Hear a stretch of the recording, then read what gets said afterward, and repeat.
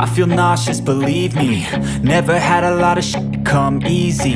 Had to work hard, struggle just to be me. Had to rise up just so they could see me. Did what I had to do just to feed me, and what was left over I put towards my dreaming.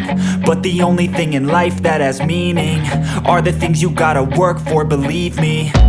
Take into your hands a plan, your own hands can land your own brand. And damn, I feel like no one takes accountability. They want the credibility, convincingly unwilling to put in the hours it takes to get some power.